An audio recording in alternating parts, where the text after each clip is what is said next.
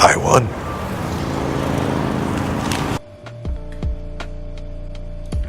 I'm just enjoying our victory over all the people who said Drew's going to prison, Drew's going to be raped in prison. I'm so sorry.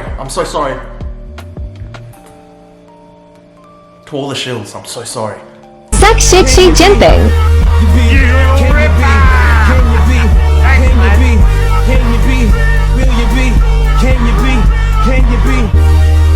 I caught a wave, caught more air than Super Day, caught a layup, super paid. Let's go through the court case. I've got the court transcripts, I've got police body camera footage. I'll show you step by step how we beat the New South Wales Police in court, expose their corruption. I've been able to show that the New South Wales Police planted false evidence against me. So I've got this evidence, we'll go through it. Fuck it, fire alarm. Fuck, hang on. As always, sign up to my Patreon. I'm trying to become a YouTuber. It's very bad. I've got a lot of debts to my mum. I owe her a lot of money. Just for the price of one coffee a month, you can support me and help me fight against the Chinese Communist Party. It's a very important cause. Now, New South Wales Police withdrew their main charge of offensive conduct within the first hour of proceedings. I literally wrote a 10,000 word draft examining the case from every single angle so that I wouldn't be caught out during cross-examination. And it turns out I didn't even need to do that. There was no need for this whatsoever because their entire case rested on the opinion of one single translator by the name of Yan Cheng. One single translator, it's amazing. All she gave police as part of her work was one single line of translation explaining that Xi Jinping Sani Ma, which was on the sign, directly translate to Xi Jinping fuck your mother. Now, when I held the sign, the message we were trying to get across was very simple: fuck you, Xi Jinping. New South Wales Police essentially sought out a random Chinese translator who would provide them with the most literal possible translation. Sani Ma is one of the most common insults in Chinese. It roughly translates to motherfucker or fuck you. Basically the most common insult in Mandarin. China's leading writer of the 20th century described it as the national curse or the national scolding.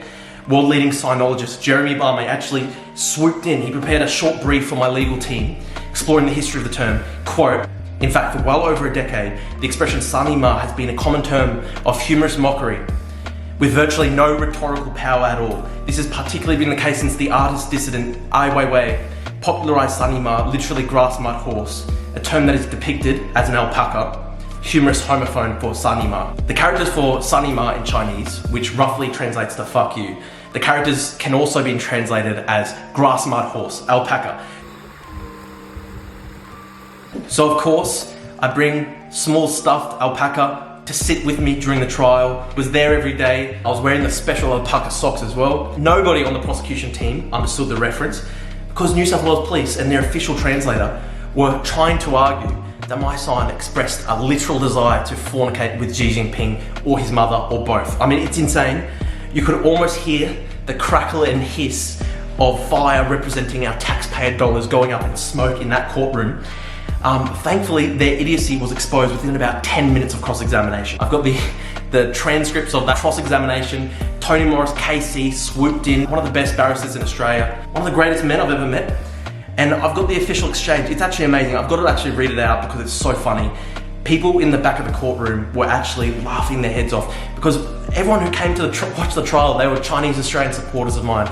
And so they obviously all understand Mandarin. They're just watching the police translator try to tell my barrister that my sign should literally be translated as an expression that I wanted to fornicate with Xi Jinping. It was amazing. Everyone was laughing. Basically, you got Tony. You would describe this as a literal word-for-word translation. She says yes.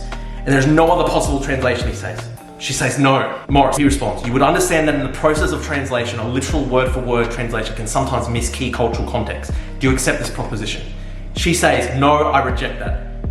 It's crazy. I was actually sitting there taking notes on my laptop because I was trying to keep the transcript. My ears immediately prick up. I look up there. I stare in amazement at the police translator. She even silences Tony Morris, the barrister, in astonishment for a second, because she basically admits the crux of our case within the first 30 seconds under cross-examination, that she basically failed to translate the cultural context of the insult. She's saying cultural context is not important. A sign that says Xi Jinping fuck your mother, Xi Jinping fuck you, should be read as Drew wants to have sex with Xi Jinping or his mother. It's insane. This is literally what the New South Wales Police and their official translator were trying to argue, and it made no sense, and all the people at the back of the courtroom are laughing their heads off. So Morris goes on. Okay, well, take the following statement in the English language. The friends went to lunch and were very merry. How would you translate this? She goes, well, merry means happy in Chinese, just like it means in English. Well, in a colloquial context, merry could be understood as a euphemism for drunk. She says, I have no idea about that. And goes, okay, well, with the phrase represented on Drew's sign, Sani Ma, you say the literal translation is fuck your mother. But would people looking at that sign understand it to mean that Drew was speaking about fornication with Xi Jinping's mother? Would they understand it as a curse? And she goes, fuck your mother is a curse in English as well. And goes, okay, but I'm not asking you about curses in English. Does it mean a literal depiction of fornication, or is it a curse? She goes, some people may use the words they like. And he goes, no, I'm not asking you that. I'm asking you if the term is to curse. I mean, some people can use the word as they like. I mean, what's the point of language? So he goes, no, I'm not asking that. I'm asking you if the term is curse. She goes, yes. And do you know it has been referred to as the national scolding? Yes, she says. And are you familiar with the expression grass mud horse? Oh, grass mud horse. Yes. If you put down the characters for grass mud horse, it has the same pronunciation. Yes, exactly. Just exactly proving our point. And this expression has become widespread among the Chinese diaspora to criticize the CCP. She goes, not just the CCP, it's common everywhere. Young people use it amusingly, they amusingly change the characters to mean the same thing. So, proving our point, why are we even at the trial? Why has this case progressed over 10 months and actually gone to trial before a judge, wasting everyone's time and money? So Morris says, okay, so when someone standing in the street of Sydney sees this poster with these characters, no one would understand it to mean that Pavlu is speaking about literal fornication with Xi's mother, correct? They wouldn't mean it literally have sexual intercourse with Xi Jinping's mother. She goes, yes. So although you have provided a literal translation, you haven't provided a translation of the colloquial or idiomatic translation. She says, I don't think there is any need. I mean, why are you a translator if you think there is no need to bring across the cultural context of a term? It's insane. And Morris goes, I'm not asking you whether you think there is a need. That's for her honour to decide. The fact is you haven't done so correct. Yes. So you should have said that the sign was simply abusing Xi Jinping, basically, instead of saying that Drew's slime meant that he wanted to have sex with Xi Jinping's mother. Translator admits, yes. Nothing further, Your Honour. So within 5 to 10 minutes, the entire New South Wales Police case collapses. This was their entire case, resting on this one translator with a direct 5-word literal translation of my statement. Craziness. And this is what Australian taxpayer money was wasted on. It's actually hard to understand that they brought this case to trial. This is why I think they had to have been acting under a significant pressure from, the Chinese consulate or something, because why on earth would you bring this case to trial? It is so shoddy, it is so weak. I mean, it's ridiculous. This is Australia. We have free speech in this country, and they're trying to take me to trial on offensive conduct charges, which can carry a 3-month prison sentence, because their whole argument is a sign that says Xi Jinping motherfucker should be read as you want to have sex with Xi Jinping's mother. It's actually insane. So, essentially the police translator's argument that there's no other way to translate the sign collapsed in about 5 minutes. She stormed out of the courtroom crying crocodile tears. She actually genuinely seemed distraught that I wasn't going to be taken away to like a fucking black site to be tortured. And so the star witness leaves the case in ruins. Police prosecutor requests a short break of 20 minutes. They return within 20 minutes. They tell the police they're withdrawing the charge because they know that they're smoked. The entire case is in ruins. 10 minutes of cross-examination by one of Australia's best barristers, and this entire moronic case falls apart in seconds. Total victory before lunchtime. We were literally before lunchtime. I think we started at like 10 a.m, 10:30, 11, the case was in ruins. Fucking beautiful. I was actually sad we won so quickly because I desperately wanted to see my barrister Tony Morris cross-examine the New South Wales police officers involved in the case regarding their manufacture of false evidence against me. We've actually got proof of this. It's insanity. I'm talking here about one officer in particular, New South Wales Police Senior Constable Leanne Dorishitz. Reading her evidence submission to court, I was actually stunned to discover Leanne verbaled me in my police interview, inventing an entire fake conversation which I apparently endorsed hate crimes to her in this unrecorded interview without a lawyer present. Insanity. She actually sat at the back of the courtroom on that first day, hollow cheeks, sunken eyes, alternating between scrolling through her phone and glowering at me with a genuinely alarming, haunting expression that reminded me the only thing it could remind me of was Skeletor. I was actually scared. I'm not even joking here, I was actually a little bit scared to be in her presence. I actually tried to stick to the other side of the courtroom because I was so worried if I strayed close to her, something would happen. Like, she'd just place a curse on me or something like that. It's actually genuinely very spooky, perhaps ghostly. I would actually say maybe the term to use is ghostly. Sinister as well. Very sinister quality to her presence. I'd probably link that to the fact that she's got these Facebook comments under her public Facebook profile joking about disembodied feet washing up on New South Wales beaches. And so after I saw that, after I just gave a search to her name and looked at her profile and she's making these types of comments, obviously I'm gonna be a little bit concerned to be in her presence. You know, this police officer who's joking about disembodied feet, washing up on beaches. I mean, when I met her, she seemed normal enough. She was the police officer who took my statement on the day I held the sign. She took my statement. When I spoke to her, I thought I was giving her a victim impact statement about the assault Chris De Bruyne, the filmmaker, suffered while filming the protest.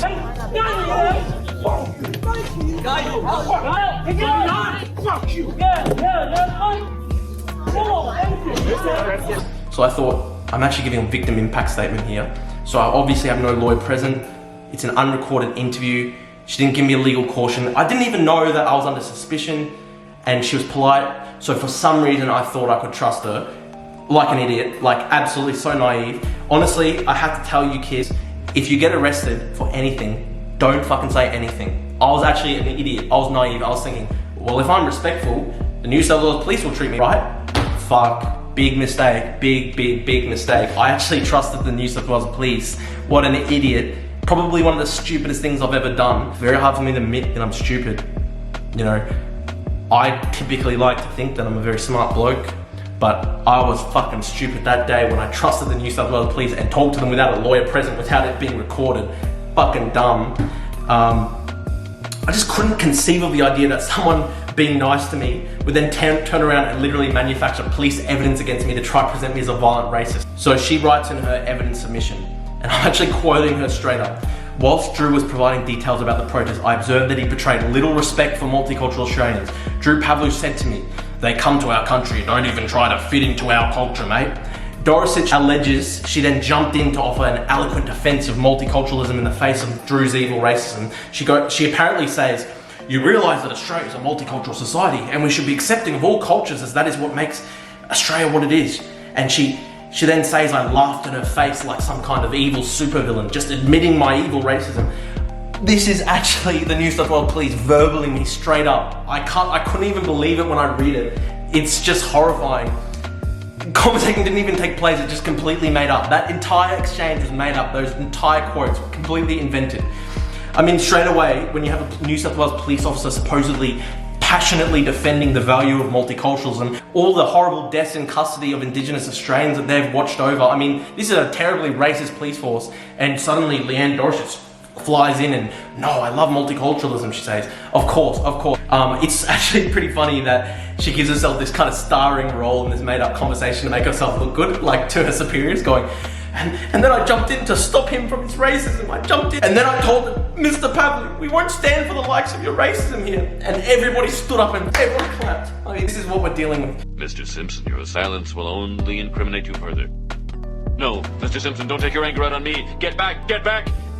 Mr. Simpson, no! Dramatization may not have happened. So she states in her sworn testimony, she asked me, "Why'd you come to Eastwood, New South Wales if you live in Queensland?" And she alleges I replied, "We knew it'd cause a stir with the locals given the demographics of the area." The demographics of the area. Yes, because I actually sat down in an unrecorded police interview without my lawyers present and told her, "Oh yes, Madam Police Officer, we came to Eastwood to perform phrenological measurements of the local residents' skulls," like I was some kind of fucking 19th century doctor. Holy shit, does anyone actually believe this? I mean, you actually couldn't invent more fake evidence if you tried. I'm always so careful to make a distinction between the Chinese Communist Party and the Chinese people, because I know that the Chinese people are one of the primary victims of the Chinese Communist Party. The Chinese Communist Party killed 50 million Chinese citizens in the 20th century. So of course, the Chinese people are victims of the Chinese Communist Party, and we've got to work side by side with them, and I do that. I work side by side with dissidents in the Chinese Australian community. I was very lucky actually to have the support of some of the leaders of the Tiananmen Square protest, including one man who was actually the #1 wanted person in China after the Tiananmen protest because of his role as a big leader in them. So I've been so careful for 4 years to make this distinction always. And New South Wales Police Officer Leanne Dorshitz wants the world to believe that the second I sat down for an unrecorded police interview without a lawyer present, I decided to suddenly confess my racism and my hatred of the Chinese people. Just actually insane. Doris just invented this racist statement and attributed it to me so as to present me in the most highly offensive manner possible to the court. I actually really wanted her fucking sworn testimony to go to the court so that my barrister could cross-examine her, subpoena her notebook, look at what she wrote down. It would prove that the quotes are not real, she invented them. This is what the New South Wales Police did to me. Leanne Dorrish, she did this to me. A New South Wales police officer, a senior constable, tried to invent false evidence to use in a court case against me, and she falsely swore her testimony on that fake evidence, and she was doing that in an attempt to get me locked up. It's actually sick. This is what's happening in Australia right now. I was just lucky because I had one of Australia's best barristers representing me for free in my trial. Imagine, you know, you're some young Indigenous kid without good legal representation. I mean, they would be inventing fake evidence and false statements against people all the time, against these poor young kids who have no proper legal representation. They go to court and they're stuck. This idiot police officer was stupid enough that she got caught doing it because she was doing it against someone who had one of Australia's best barristers. She didn't even know what she was getting into. She just thought, here's this young kid, I can fuck him over in the shadows. I wonder how many times I've done that to poor Indigenous kids or poor kids or homeless people who don't have the privilege of top legal representation, people who don't have big, you know, followings where they can expose this sort of stuff. I feel horrible. I actually felt sick to my stomach knowing that they're doing this to people, knowing that they're doing this to people who are some of the most vulnerable in society. They did it to me. They fucked up by doing it to someone with a big following, someone who actually can expose this stuff. Oh my God, man. Oh my God. Just imagine what they're doing to people who are homeless, Indigenous kids with no legal representation, people with no money. They're destroying people's lives for nothing. We found she regularly posted racist comments on Facebook, public Facebook comments, in her own name. She described suspects as absolute rednecks, insinuated they had rabies. This self-proclaimed champion of multiculturalism was mocking tribal tattoos, saying poor tasting tattoos, what tribe is he from, with laughing face emojis.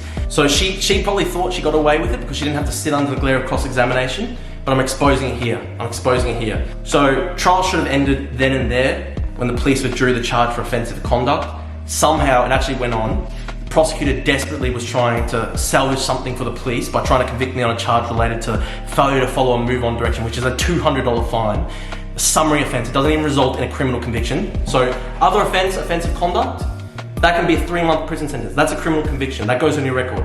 This other one, a summary offence, failure to follow a move-on direction, $200 fine, and they withdraw the main charge, you know, embarrassed within 10 minutes of cross-examination, but they drag out the trial for another day and a half, trying to convict me for a $200 fine. Probably spent like $5,000, $10,000 on lawyers doing this, you know, wasting the judge's time. What a waste of the court resources. There are people out there who are domestic violence abusers, there's pedophiles, there's rapists. There are neo-Nazis in Australia. Neo-Nazis who are going out into the street and giving Sig Heil salutes, and the police aren't doing anything against them, but they're going after someone for holding up a sign insulting a foreign dictator who's got 1 million Muslims in concentration camps. I mean, what hypocrisy, and just what a waste of the court's resources and time when there are all these important cases that they could be out there, you know, convicting. Obviously they don't want to be looking into domestic violence cases because how many New South Wales police cops have actually bashed their wives? I'm just saying. So I'll outline the facts of the second charge. 1 week after the original protest, at which I was assaulted for holding the "fuck she" sign, I returned to the same street in Eastwood, Sydney, to peacefully demonstrate against violence, to demonstrate defiance in the face of the intimidation attempts. New South Wales Police were actually waiting for me. They essentially issued me a move-on order on the spot. I refused to comply on free speech grounds, and so they arrested me, they bundled me up into a paddy wagon.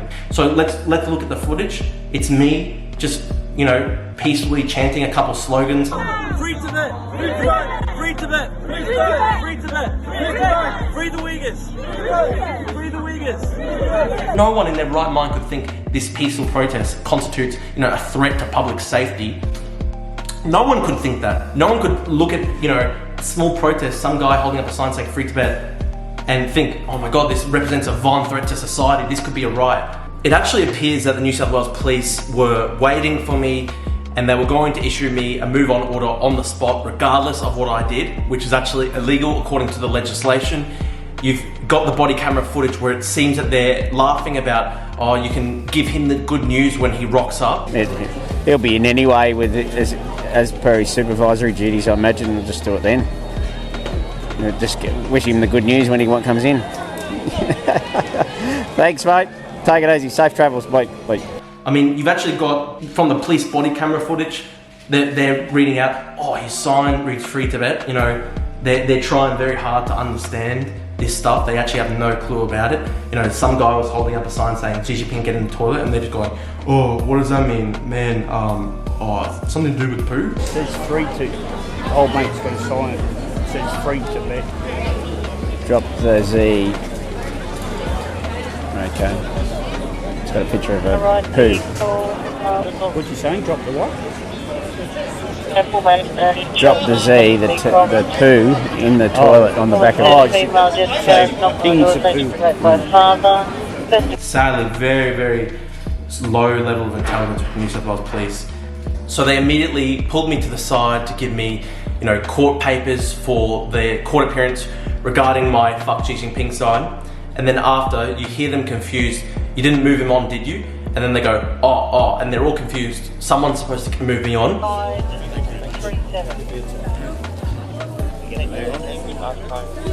You get him moving on, did you? No, I didn't. That must be all right. Oh, right. Okay. No worries. Okay. Do you want to disperse? Yeah. Mr. Pavlo, just come over here, please. Okay, mate. As I said to you before, I'm Acting Sergeant Scott Westwood from Ryde Police. Okay, mate. I'm going to give you an official move-on direction. Okay, directions here, and they may cause fear and alarm to the public. Okay, so With respect, sir, I believe I'm exercising my right to free speech, and so the issue is that there's other members of the public on the other side. And what you're doing may incite violence as well. Okay. Not inciting violence. I've not. Well, we have seen people get somewhat aggressive there earlier. Okay. I wasn't there when that happened. Yeah. I haven't. Yeah. Touched a single person. Okay. Regardless. Okay. It's, with our view, just for the protection of the community. Okay. We're going to move you on. You can't be in this area, Eastwood CBD. Okay. For the next 6 hours. All right. Fail to comply, you may be committing an offence. All right? Okay. Well, with respect, I'm going to stay because I don't believe I've done anything wrong. Mate, I'll say to you again, failure to comply, you may be committing an offence. Should you commit What it? offence? Should you, by failing to comply with the police direction. Okay? So it's a formal direction to move on, move away from the situation. And pending you not abiding by that direction, okay, like I said, you may be committing an offence. If you do commit an offence, you will be arrested, okay? Well, I'm not leaving. All right, so okay. You'll have to arrest me. Okay. As I said, I'm Acting Sergeant Westwood from Ryde Police. You do not have to say or do anything if you do not want to. Anything you do say or do, I record. As we said earlier, I'm recording you on body-worn camera, okay? That recording can be used in court, okay? Just stay there for a moment, and I'll get some officers to assist. You understand you just issued a field can for what happened at the last protest? Sorry? You understand you were just issued a field can for what happened at the last protest? I haven't done anything Or wrong. it's an alleged there was an offence. That's right. You take that to court. Okay, well, I'll take it to court. We'll go to the High Court of Australia. This is about free speech. Mm-hmm. So I've decided that I'm not going to. I've decided that I have to make a stand for free speech, and so I'm not being violent. I'm not going to resist arrest or anything, but I'm just going to accept the punishment as it is because it's civil disobedience. It's a protest. Okay. Excuse me, mate. Just step back. He is currently under arrest. You're not speaking to him. Okay. I'll follow your kid. Just step back, mate. He is under arrest right now. Yes.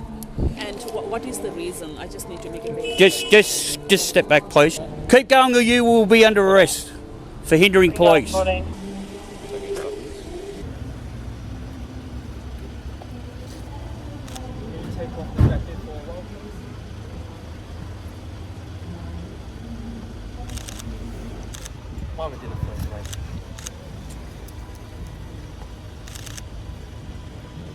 You realise, Mr. Pavlo, you're being searched. You're being searched for your safety, okay?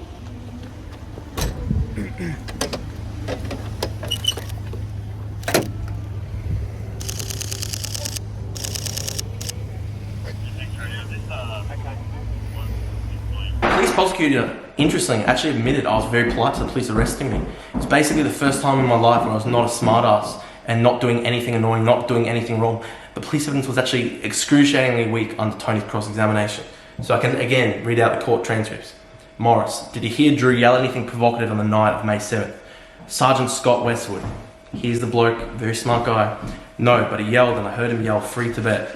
So because Drew yelled free Tibet and similar things, his conduct was such as to cause fear to another person or persons? No, not in that instance. Was there any stage where you felt that Pablo had to be removed to deal with the serious risk to protesters in the street? I believe it was imperative to disperse the crowd. Well, you answer my question, Tony says. Was Pablo's removal necessary, not just convenient or helpful, but necessary to deal with a serious risk to the safety of people? Yes. Morris, can you explain this to the court? Removing the potential of serious altercation between the two parties. That's it, is it? Yes. Righto. Westwood then proceeded to admit he didn't have explicit authorization from his commanding officer to issue a move-on direction on the night, something that's required by the legislation. So Morris, you did not receive an authorization from the police officer in charge of the scene for this part, you just didn't, did you? And Westwood goes, well, we were just like-minded. Morris says, I'm not asking you to guess what was in his mind, I asked if you had asked for his authority. And he goes, I didn't believe I needed authorization, that isn't how we were acting on that day. So he just straight up admits, I didn't think I needed authorization to issue this move-on order, which is literally in the legislation. And so Morris goes, and if you're wrong about that and you did need authorization, you would have been mistaken in directing it. Yes, nothing further, Your Honor. So again, within 20 minutes on the stand, my barrister, Tony Morris, is getting the police to admit they didn't even have authorization to move me on. Basically, Sergeant Scott Westwood was arguing that he had a telepathic communication link with his superior officer, meaning he didn't need verbal instructions to have me arrested. Didn't believe he needed authorization, as though his personal beliefs about the legality of his conduct as a police officer has any bearing on what the law actually says. Not only could he communicate directly with other people's minds, Your Honor, his own beliefs can influence the very fabric of time itself and shape the laws of the universe, and actually he can go backwards and change the Police Powers Responsibilities Act. It's amazing, fascinating. Another officer, Tong Lu, admitted he heard CCP supporters yell race traitor at one of my Chinese friends at the protest. The body camera footage even shows CCP supporters accusing him of being a race traitor because he doesn't immediately remove us. 那就让他们走吧，散掉吧，不要在这里影响。两边我都会让走，但是他怎么在华人？但是你听我华人这里骂华人呢？听我说，他没有骂华人，他只不过是骂那个。你让他走吧，你让他们散掉吧，你不要支持。两边都会。我以为他是日本人呢，原来他是中国人。阿姐，不要再说了，说这个没什么用的，是吧？吵来吵去也没什么目的性。大姐，说华人没有人出来这样子的，就他一个这样，你看他都像个垃圾人。你看他那个样子都已经像垃圾了，他就是垃圾人。走吧，散吧，不要在这吵了，不要在这吵了。你就是垃圾呀！你垃圾！你倒霉了！ She got it. Did she be moved on? Like, does she understand? Does she understand she's been moved on? She's not to return within 6 hours.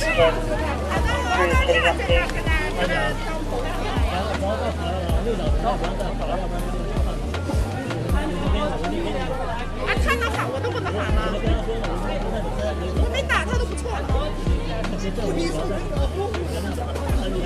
让他走啊！别丢人现眼了，在这儿。 The police were so biased and hostile under questioning that they refused to even admit to the most basic facts about the case. It took Officer Tong Lu minutes to agree that we were even legitimately protesting. So Morris goes, was it a genuine protest? And Tong Lu goes, I don't have a definition of genuine protest. Morris, people were articulating views on a range of political issues. Yes, I suppose I would agree to that. I mean, they're actually refusing to even admit that a protest exists. Tong Lu, he's a fluent Chinese speaker on the Eastwood Police Force, but he admitted he never once, over the entire 10 months leading up to the trial, tried to explain the cultural context behind the insult against Xi Jinping on my sign. So Morris, did you find a photograph of a sign held by Pablo, written in simplified Chinese? Tong Lu, yes. And reading that yourself and with your knowledge of formal and idiomatic Chinese, can you explain to the court both the literal translation and the meaning of the statement to an ordinary person? Tong Lu, there were 6 Chinese characters that said Xi Jinping Sunny Ma, which any Chinese person would interpret as fuck your mother. Morris, but you also took the view that you could interpret it as fuck Xi Jinping. Tong Lu, it's more like fuck your mother Xi Jinping. Morris goes, please look at your statement on May 18, 2022. Read where you said it means fuck Xi Jinping. This guy actually wrote in his own statement, this is what it means. And he's trying to change that on the stand. And then eventually he goes, yeah, I guess I said it could be read as fuck Xi Jinping. So Morris, about 10 months ago, and did you report this to superiors, the difference between literal and non-literal meaning? I don't remember, he says. When Tony Morris finally got to the commanding officer, Sergeant Scott James, it was actually, oh my God, it was just stunning. It was like watching a child, watching a child take the stand. With reference to issuing a police move on order against me, body camera footage reveals James saying in the lead up, now would be an opportune time now that there's been some argy-bargy, pull him out of the crowd. Tony interrogates him about this. So Morris, what did you mean by an opportune time? Well, the escalation and hostilities had reached a threshold. I believe we risked seeing assault or some serious act of harm. You know the meaning of the word opportune, don't you? I believe so, yes. So you saw this as an opportunity to shut down the protest. Well, it was a juncture. So he's just, completely changed the meaning, completely changed the words. No, not a juncture, but an opportunity. Well, given he was an identified organiser, I made a tactical decision. You took a tactical decision. Correct. Did he move him on, did you? No, I didn't. That was feeling right. Oh, right. Okay. Where in the Police Powers Act do you have the ability to take tactical decisions to move somebody on? I kid you not, at almost this exact moment, Sergeant Scott Westwood, he's sitting at the back of the court, his phone goes off at maximum volume, and it's some kind of like kung fu song. Everybody was kung fu fighting. Those kids were fast. I look back at the gallery where he's sitting, he's just desperately punching the button, going, trying to mute it. Like, this is in the courtroom, this is who we're dealing with, and you actually have to stop the cross-examination for this. These are the people who dragged me through the courts for about 10 months. The level of intelligence, genius, it's actually off the charts. Morris, while you were at the scene, did you satisfy yourself that what was taking place was a genuine protest or demonstration? Yes, it was a genuine demonstration, James admits. And you were therefore conscious that Section 200 had been engaged? Yes. And because of the genuine demonstration or protest, your authority was limited by Section 200, or empowered, yes. Like, empowered, he's actually getting the law wrong. So Morris actually schools him, no, Section 197 gives you power, Section 200 limits the power, thank you. James goes, yeah. 200 says that police officers must have belief on reasonable grounds to remove someone. Did you address your mind to Section 3? Yes, serious risk or harm. And the direction was necessary to deal with that serious risk or harm, you say. Yes, I believe it was necessary. You put your mind to it, yes. And you thought the presence of Pablo in itself posed a serious risk to others. And himself, he's included. But his presence there, Tony says, alone as an individual that you singled out posed a serious risk. Yes. Free the Uyghurs! Free Tibet! Tony says, how? To himself and others, the escalation of violence and behaviour. Did you observe any violence, Tony says? No. So you can't escalate something that didn't exist, can you? And James goes, the potential. You said the escalation of violence, that was an untruth, isn't it, Sergeant? Misunderstanding and escalation of behaviour. Oh, so you're changing the word now. What is the behaviour from Pablo? How did he escalate? And then James actually goes, you don't have to use that tone. He's actually like sitting there in the stand, almost basically crying. Like, this is the senior commanding officer on the day who was responsible for putting me in a prison cell, and he's basically crying because he's getting cross-examined by my barrister and he's being exposed. Just straight up lying. He's actually just straight up saying, I thought Drew posed a serious risk. Was there any violence? No. How can that make sense? So he had the intention to stop a protest against the CCP. And James goes, it wasn't about the demonstration, it was to manage the community.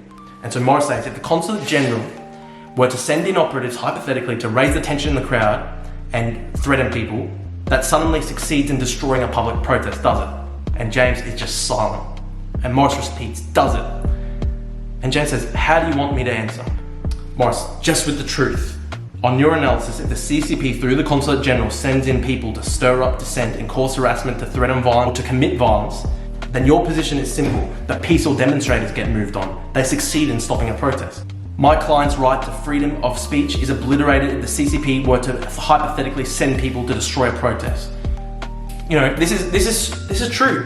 Chinese government supporters can come in, threaten peaceful protesters, and attack people, and if they do that, then the police are going to send the peaceful protesters away to stop the threat to public safety. No, how about you just remove the CCP supporters who are violently attacking people? But of course they're not going to do that. They're just going to target the peaceful protesters. The Chinese Consul General in Sydney, Zhao Linmin, met with New South Wales Police Commissioner Karen Webb in the days after my arrest in Sydney. I mean, even on the most surface level, this is such an inappropriate meeting for Australian police to coordinate with the officials of a totalitarian police state. Under what circumstances is that ever appropriate? And it's very concerning that it occurred just days after my arrest. Ultimately, New South Wales Police behaviour throughout this entire case was irrational to the point of absurdity, building the entire case on the ridiculous notion that my sign expressed a literal desire to fornicate with Xi Jinping's mother. They brought in a pliant translator to make this moronic argument, and they either ignored or outright suppressed evidence to the contrary, including a statement by a Chinese Australian New South Wales police officer at the time that directly contradicted their preferred translation. And just for good measure, they even had a senior constable, Leanne Dorosic, manufacture police evidence against me, verbaling me in my police interview before colluding with a junior officer to sign off on the forms. Why did they do this? What motivated this bizarre, demented vendetta? The incompetence and stupidity and malice on display here is just so stunning.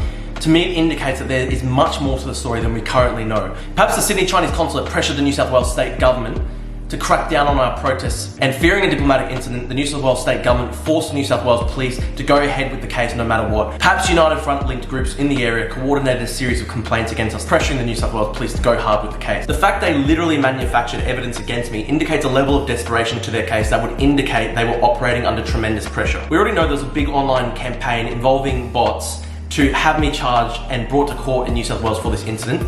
We know that Chinese government propaganda has pumped out lies about me on an industrial scale. We had Chinese state media backed propagandists like Daniel Dumdrill creating deceptive video edits trying to prove I used racial statistics from the Australian census to coordinate the protest, and he even deceptively cut old stock footage to try to claim I had a history of terrorising Asian communities. Back in 2019, when I was holding a small Hong Kong rally at the University of Queensland, a man in a skeleton teeth mask came up behind me and punched me in the back of the head while my back was turned. We have public health campaigns in Australia about how dangerous these types of punches are. The one punch can kill campaigns, because if you punch someone in the back of the head and they get knocked out and their head hits the concrete, people die as a result of these types of really dangerous punches. You have no opportunity to defend yourself. This man in a skeleton teeth mask punched me in the back of the head while my back was turned. I immediately reported him to the police present, and he actually ultimately was charged with common assault before fleeing to China to evade the charges. So this man is actually wanted for assault in Australia, and Daniel Dumdrill somehow found stock footage from that event. He found an incident. A couple of minutes later, when I found the guy again, I gave him a light shove after he already assaulted me and punched me in the back of the head while my back was turned. And Daniel Dumdrill deceptively cuts this up to try to prove that I was assaulting Asian students or something like this. He tries to attempt to claim that I'm some kind of violent terrorist. He was trying to egg on the Metropolitan Police in London when I was accused of false bomb threats. He was hoping that I'd be arrested and charged with this and go to prison for years. This is Daniel Dumdrill. He's a Chinese government propagandist. His brewery in China has been promoted by Chinese state media. I mean, he does this stuff for money and it's really sickening. He was tagging New South Wales Police with his deceptively edited propaganda clips and encouraging them to charge me, all while his Twitter followers crowed that I was going to be raped in prison, saying, "Oh, don't drop the soap, you're going to be raped in prison." This is Daniel Dumdrill and his followers, the bot networks. These people don't care about the truth. They're being paid to lie on behalf of the Chinese Communist Party. The CCP propagandists had a field day with this. They wanted naive Westerners to believe that the insult I used against Xi Jinping was somehow equivalent to a racial slur, when every Chinese speaker can tell you that this is one of the most common Chinese insults. They were very insistent on this. They were so outraged by the sight of me holding up that sign, insulting a Chinese dictator in Chinese, that they simply had to present it as a racial attack. And this propaganda campaign seems to have basically fooled the New South Wales Police and laid the basis for their insane case against me, which is why we were able to defeat it in court so thoroughly. Ultimately, we're just lucky that the courts in Australia are still free and independent and capable of delivering justice. This is the only reason why I was able to clear my name. The Chinese people sadly do not have access to free and independent courts. They do not have access to a judiciary that can deliver justice. They have access only to courts that are rigged by the Chinese Communist Party. They live under a regime that can decide to disappear, kill or torture anyone at will if they insult the ruling authorities. And this regime is intent on expanding its authoritarian rule abroad, abusing the freedoms we enjoy in democratic societies to undermine us from within. We have evidence that they're using bomb threats against Chinese Communist Party critics in North America, Europe, Asia, Australia. We have evidence that they're using these dirty tactics against activists and journalists all across the world. They're using these fake bomb threats in an attempt to have peaceful activists locked up in their home countries. They even targeted me and my family members with up to 15 bomb threats across 3 continents last year. They even succeeded in having me locked up in London last year in July on false terror charges. I spent an entire day in police custody, held in secret, unable to contact anybody in the outside world to tell them about my plight. They denied me access to a lawyer, they denied me access to the Australian High Commission. The CCP and its proxies basically succeeded in weaponising the British legal system against me as a critic of the Chinese Communist Party, and they're trying these tactics again all across the world against activists and journalists all across the world. And they succeeded with these dirty tactics, these lawfare tactics, on a lesser scale in New South Wales, because they ultimately dragged me through the courts for up to 10 months. This is unfortunately going to keep happening again and again and again until police forces across the world wake up to these underhanded terror tactics, these intimidation tactics designed to target and destroy the lives of peaceful activists who are trying to oppose the Chinese Communist Party. I know that we're ultimately going to win in the face of these regime-sponsored terror and intimidation tactics, but it will be a long and hard fight. It's going to require massive effort on the part of democratic societies to educate ourselves about these underhanded, dirty tactics used by authoritarian regimes to try and undermine democratic freedoms overseas. I mean, I can't even emphasize enough how crucial it is that we make sure the CCP does not succeed in weaponizing our legal systems against opponents. If they succeed in this, we will lose our right to free speech. We will lose our right to speak out against this government. No matter where we are across the world, we will lose our right to speak out against Xi Jinping and speak out against the Chinese Communist Party. I don't want to live in that world. Do not forget that famous line by George Orwell. If you want a picture of the future, just imagine a boot stamping on a human face forever. That is the future we stare down if the Chinese Communist Party succeeds in weaponizing our legal systems against us. Thank you.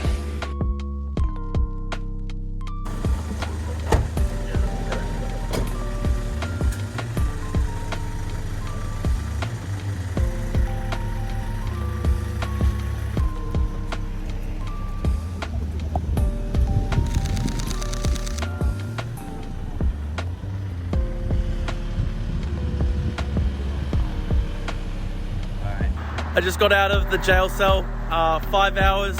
I've made bail. I'm free. Fuck Xi Jinping. Cool. Yeah. Are you getting up to anything else tomorrow? Well, I don't know. It's Mother's Day, and my parents are really pissed at me right now. Like they were really upset. I called my dad like 2-3 hours after I was in custody. They let me call him, and he was pretty upset. So I think I've probably got to go back home to Brisbane to spend Mother's Day with my mum and make it up to her. But was it worth it? Well, of course, because I believe in free speech, and my message stays the same always. Fuck Xi Jinping, down with the CCP dictatorship. And I'll say that to the end of my days, because this is a brutal dictatorship with millions of people in concentration camps. Innocent Uyghurs are facing rape and torture at the hands of this government. My Tibetan friends have lost their homeland. My Hong Konger friends have lost their homeland. Chinese people every day are brutally persecuted. We see that in Shanghai. So I will always say, down with the CCP, while this brutal dictatorship continues to abuse people on a tremendous scale and inflict terrible atrocities upon the earth. And I will always stick to that message. And I've made it very clear, in the face of death threats, in the face of violence, in the face of police intimidation, in the face of even being charged and arrested, I will always stand up for what I believe in. I mean, I literally went to Ukraine like last month to deliver food aid supplies to refugees because, I try to live out my values. And I have always said I'm willing to put myself on the line for my values. Drew Pavley, thanks for your time. Any last words? Such is life. Thanks for your time.